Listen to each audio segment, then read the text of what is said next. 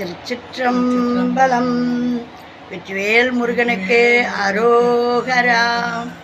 நெஞ்சக்கண கள்ளும் நெகிழ்ந்துருக தஞ்சத்தருள் சண்முகனுக்கு L சேர் செஞ்சற்புனை மாலை சிறந்திடவே பஞ்சக்கரவானை பதம் பணிவாம் ஆடும் பரிவேலணி சேவலென பாடும் பணியே பணியாய் அருள்வாய் தேடும் கயமாமுகனைச் செறிவில் சாடும் தனியானைச் சகோதரனே. மூவிரு முகங்கள் போற்றி முகம் பொழி கருணை போற்றி ஏவரும் துதிக்க நின்ற ஈராறு தோள் போற்றி காஞ்சி மாவடி வைகும் செவ்வேல் மலரடி போற்றி அண்ணான் சேவலும் மயிலும் போற்றி திருக்கைவேல் போற்றி போற்றி. திருச்சிற்றம்பலம். இன்னைக்கு நம்ம ஆடி மாத சிறப்பை பற்றி ஒவ்வொரு நாளும் அம்பாளுடைய புகழை பாடிக்கிட்டு இருக்கிறோம். இந்த அம்பாளுடைய புகழை தினந்தோறும் பார்க்குற இந்த வரிசையில் இன்றைக்கி நாம் பார்க்க போகிறது ஒரு பாடல். நீங்கள் இப்போ தான் நம்முடைய பதிவை முதல் முறையாக பார்க்குறீங்கன்னா லைக் பண்ணுங்கள், ஷேர் பண்ணுங்கள், சப்ஸ்கிரைப் பண்ணுங்கள், ஆல் பெல் பட்டனை கிளிக் பண்ணுங்கள், ஸ்கிப் பண்ணாமல் பாருங்கள். இது என்னுடைய அன்பான வேண்டுகோள். எங்களை பார்த்து வீடியோவை கமெண்ட் பண்ணுற உங்கள் அனைவருக்கும் எங்களுடைய மனமார்ந்த நன்றியும் வணக்கம். நிஜமாலுமே நீங்கள் பண்ணுற கமெண்ட்டை பார்த்து நான் பூரிச்சு போகிறேன். உங்களுக்கு பயன் அளிக்கணும் அப்படின்றதுனால தான் இந்த பதிவெல்லாம் போடுறேன். இதையெல்லாம் கேட்டு நல்ல ஆதரவு கொடுங்க. இப்போ நாம் பார்க்க போகிறது ஓம் சக்தி அப்படின்ட்டு அந்த பாடலை பாட போகிறோம். ஓம் சக்தி ஓம் சக்தி ஓம் சக்தி ஓம் ஓம் சக்தி ஓம் சக்தி ஓம் சக்தி ஓம் சுந்தர வதனே சுகுண மனோகரி மந்த சண்முக மதிவதனனே சந்தன குங்கும அலங்காரமுடனே தந்திடுவாய் உந்தன் தரிசனமே. ஓம் சக்தி ஓம் சக்தி ஓம் சக்தி ஓம் ஓம் சக்தி ஓம் சக்தி ஓம் சக்தி ஓம் தங்க சிலம்பு தக தக வென்றிட தாண்டவமாடி தனயன் மகிழ்ந்திட பொங்கும் ஆனந்தமுடன் புவி மேல் விளங்கிடும் மங்களநாயகி வருவாய் வருவாய். ஓம் சக்தி ஓம் சக்தி ஓம் சக்தி ஓம் ஓம் சக்தி ஓம் சக்தி ஓம் சக்தி ஓம் வேதங்கள் தன்னை வேண்டி பாடிட விரும்பி சரஸ்வதி வீணை வாசித்திட சந்தனமான ஜோதி சொரூபிணி ராஜராஜேஸ்வரி சரணம் சரணம். ஓம் சக்தி ஓம் சக்தி ஓம் சக்தி ஓம் ஓம் சக்தி ஓம் சக்தி ஓம் சக்தி ஓம். இப்படி எங்கள் அம்மாவை வேண்டி விரும்பி பாடுவோம். இப்போ மறுபடியும் பாடுவோம். சுந்தரவதனே சுகுண மனோகரி மந்த சண்முக மதிவதனனே சந்தன குங்கும அலங்காரமுடனே தந்திடுவாய் உந்தன் தரிசனமே தந்திடுவாய் உந்தன் தரிசனமே. தங்க சிலம்பு தக தக வென்றிட தாண்டவமாடி தனையன் மகிழ்ந்திட பொங்குமானந்தமுடன் புவிமேல் விளங்கிடும் மங்களநாயகி வருவாய் வருவாய். வேதங்கள் தன்னை வேண்டி பாடி விரும்பி சரஸ்வதி வீணை வாசித்திட சந்தனமான ஜோதி சொரூபிணி ராஜராஜேஸ்வரி சரணம் சரணம் ராஜராஜேஸ்வரி சரணம் சரணம். இப்படி வாரம் செவ்வாய்க்கிழமையில் இந்த மாதிரி பாடுவோம். பாடி அன்னையை வணங்கி வழிபாடு பண்ணுவோம். நீங்களும் அன்னையை தினந்தோறும் பாடி வழிபாடு பண்ணுங்க. எப்படி சொல்கிறாங்க பாருங்கள்.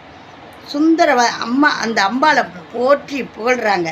சுந்தர வதனம் சுந்தர வதனி சுகுண மனோகரி மந்த சண்முக மதிவதனமே அந்த அம்மாவுடைய அழகு முகம் எப்படியெல்லாம் இருக்குதுன்னு வர்ணிக்கிறாங்க. சந்தனம் குங்குமம் அலங்காரமுடனே தந்திடுவாய் உந்தன் தரிசனமே. அம்மா தாயே, சந்தன குங்குமம் அலங்காரத்தோடு எங்களுக்கு காட்சி கொடும்மா. தங்க சிலம்பு அந்த அம்மா காலில் அணிஞ்சிக்கிட்டு இருக்கிற அந்த தங்க சிலம்பு தக தக வென்றிட அப்படி மின்னுது. தாண்டவ மாடி தனையன் மகிழ்ந்திட. எப்படி ஒரு அழகு பாருங்கள்.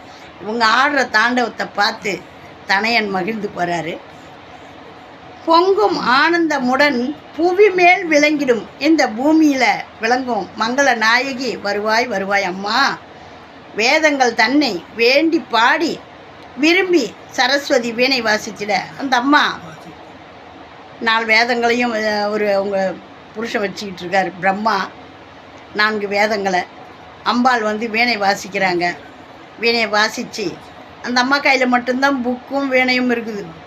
எல்லாரும் படித்தோம் அந்த அம்மா இன்னும் படிச்சுக்கிட்டே இருக்கிறாங்க. அந்த கல்விக்கரசி அவங்க சொல்கிறாங்க, அவங்க வீணை வாசிக்க நீ நடனம் ஆடி வருவாயம்மா. வேதங்கள் தன்னை வேண்டி பாடி விரும்பி சரஸ்வதி வீணை வாசித்திட சந்தனமான ஜோதி சொரூபிணி ராஜராஜேஸ்வரி வருவாய் அம்மா. சரணம் சரணம் அம்மா அப்படின்னு அருமையான இந்த பாடல். எவ்வளோ ஒரு அழகான பாடல் பாருங்கள். இந்த ஆடி மாத சிறப்பை உங்களுக்கு இப்படியெல்லாம் நான் சொல்லணும்னு நான் நினச்சி கூட பார்க்கல, இப்படி போடுவேன்னு சொல்லிட்டு. அப்பாவையே பாடிக்கிட்டு இருக்கிறேன்னு எங்கள் அம்மாவுக்கு என் மேலே கோபம் வந்துச்சு. ஏய், நான் இட்டுன்னு போய் அப்பா கிட்ட விட்டேன், நீ என்னை மறந்துட்டியா அப்படின்றாங்க. நான் மறக்க மாட்டேம்மா. என்னன்றி கொன்றார்க்கும் உய்வுண்டாம் உய்வில்லை, செய் நன்றி கொன்ற மகர்க்குன்னு மனுஷங்களுக்கே இதை சொல்லியிருக்கும்போது தெய்வத்தை நான் மறக்க முடியுமா? மறக்கவே மாட்டேன். அப்படி ஒவ்வொரு நாளும் எங்கள் அம்மாவுடைய புகழை நான் பாடிக்கிட்டு இருந்தேன். இப்போ அப்பா கூட அம்மாவை பார்க்கறதுனால அதிகமாக எனக்கு இந்த பாடல்கள்லாம் கொஞ்சம் தடமாட்டமாக போச்சு. அதனால தான் புக்கு பார்த்து பாடுறேன். இதெல்லாம் எனக்கு அப்படியே அத்துபடியாக பாடுவேன். இப்போ இது இவ்வளோ வருஷமாக 2011 இன்றைக்கி 25 ஆகுது. இந்த அப்படியே அப்பாக்கிட்டேயே தேவாரம் திருவாசகமே பாடிக்கிட்டு இருந்தேன். அவர் வாழைப்பழத்தில் ஊசி ஏற்றுற மாதிரி திருப்புகழை பாடுமான்ட்டார். எனக்கு திருப்புகழ்னு ஒன்று இருக்குதுன்னே எனக்கு தெரியாது. அம்மாவை பாடுன்னு சொல்லலை, அவங்க பிள்ளைய பாடுன்ட்டார். அருமையான அந்த முருகப்பெருமானை பாட ஆரம்பித்தேன். அம்மாவுடைய சிறப்பையும் சொல்லணும்னு. ஏன்னா அவள் என்ன பாலூட்டி சீராட்டி வளர்த்தவ இல்லையா? இந்த உதரம் அவள் கொடுத்தது இல்லையா? அதனால் அவளுடைய புகழை பாடு. என்னால் அம்பாளை வழிபாடு பண்ணும்போது என் மேலே அந்த அம்மா இருந்தபோது இதெல்லாம் பாடவும் முடியாது, என்னால் செய்யவும் முடியாது. அங்கே பூஜை பண்ணும்போதே எனக்குள்ளே அப்படி வந்துடுவாள். அப்படி ஒரு சுயநினைவு இல்லாமல் எல்லாரும் சொல்லுவாங்க உணர்ச்சி வசப்படுறாங்க. உணர்ச்சி வசப்படுறதுன்னு இல்லை, அதனுடைய ஆனந்தத்தை அனுபவிக்கிறவங்களுக்கு தான் தெரியும். சும்மா சாமி வருதுன்னு நிறைய பேர் ஆடுறாங்க, அப்படிலாம் கிடையாது. நம்ம உள்ளூர சாமி வரும்போது எனக்கு ஏற்படுற உணர்வை உங்களுக்கு சொல்கிறேன் பாருங்கள். நம்ம உடம்புக்குள்ளே அப்படி ஒரு புது ரத்தம் ஊறுற மாதிரி இருக்கும். அப்படி அப்படி பொங்கி வரும். தன்னால் வாய் சிரிக்கும், கண்ணில் தண்ணி கொட்டும். நாம் ஒன்றும் இதில் பார்த்ததெல்லாம் எதுவும் தெரியாமல் இல்லை, எல்லாமே தெரியுது. ஆனால் அந்த நேரம் நம்மளுடைய நினைவு நம்மளாண்ட இருக்காது. அதுதான் ஐம்புலன்களும் அவனையே காண்கன்னு சுந்தரமூர்த்தி நாயனார் சொல்லியிருக்கார். மெய் மறக்கிறோம், மெய்யை மறந்தாதான் அந்த சிவபெருமானையோ ஆத்தாலையோ உணர முடியும். மெய் மறக்கல்னா நாம் இறைவனை உணர முடியாது. எல்லாரும் அதுக்கு தான் சொல்லுவாங்க, மெய் மறந்து இறைவனை வணங்கணும். அப்படி இருந்தால் தான் அவன் நமக்குள்ளே வருவாள். நமக்குள்ளே வந்துட்ட பிறகு நாம் இல்லை, இறைவியை வழிபாடு பண்ணுறோம். அந்த மாதிரி மெய் மறந்து உணர்ந்து அவளை உணர்ந்து வழிபாடு பண்ணுங்க.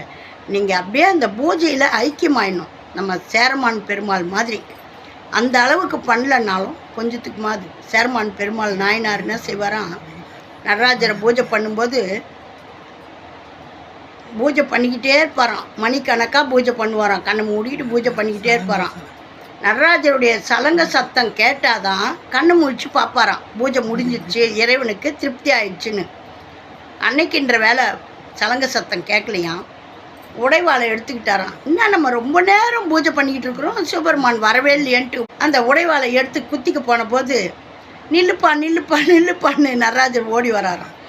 ஏன் இவ்வளோ நேரம் ஆச்சு அப்படின்னோடனே, நான் ஒருத்தர் பாட்டை கேட்டு அப்படியே உருகி இருந்துட்டேன். நீ அப்படியா, யார் அது அப்படின்னோடனே, சுந்தரருடைய பாடல் அப்படின்னு சொல்லிட்டு சொன்னாராம். சுந்தரருடைய பாட்டை கேட்டு நீங்கள் மெய் மறந்து இருந்துட்டிங்களா, யார் அந்த சுந்தரன்னொன்னே இவங்க 2 பேரையும் நட்பாக்கி விடுறது. அந்த மாதிரி அம்மா அப்பா வேறு கிடையாது. நீங்கள் ஆவுடையாரில் பார்த்தீங்கன்னா 2 பேரையும் ஒன்றா பார்க்கறதுனால நான் அம்பாவை தவிர்த்து பார்க்கறது கிடையாது. அம்மையும் அப்பாவும் தான், அம்மா அப்பா தான் 2 பேரும் ஒன்று தான். அப்பாவுக்குள்ளே அம்மா அடக்கம். அம்மா இங்கேருந்து மாயா சக்தி அப்பாக்குள்ளே போய் ஒடுங்கிடுவாங்க. அப்பாவும் போய் சவமாயிடுவார். சிவம் எந்த வித ஆக்டிவேஷனும் இல்லாமல் அப்படியே இருப்பார். அப்புறம் உலகம் இயங்கணும்னு தோன்றுச்சுன்னா அப்போ தான் அந்த சக்தி வெளிப்பட்டாதான், சிவத்திலிருந்து சக்தி வெளிப்பட்டாதான், அதுதான் அம்பாளை ஜோதி சொரூபிணி அழகாக சொல்லியிருக்காங்க பாருங்கள். ஜோதி சொரூபிணியாக அந்த அம்மா தோன்றின பிறகு தான் உலகமே இயங்கும். அதனால தான் எங்கே போனாலும் அப்பா அம்மா 2 பேரும் ஒன்றா தான் போவாங்க. வாழறவங்கெல்லாம் தெரியாமல் பேசுகிறாங்க. இருவருமா தான் ஒரு ஃபங்க்ஷனுக்கு போய் பாருங்கள். ஒருத்தர் ஆம்பளை மட்டும் போனாக்கா வாங்க உக்காருங்கன்னு வெளியில் சேரில் உட்கார வச்சுட்டு அவங்க வேலையை போய் பார்ப்பாங்க. 2 பேருமா போய் பாருங்கள். ஆம்பளை 2 பேரும் போனோம்னா வாங்க வாங்க எப்படி இருக்கிறீங்க, எதாக இருக்கிறீங்க, குழந்தைங்க எப்படி இருக்குதுன்னு உள்ளே கூட்டுன்னு போய் உட்கார வச்சு எல்லா மரியாதையும் பண்ணுவாங்க.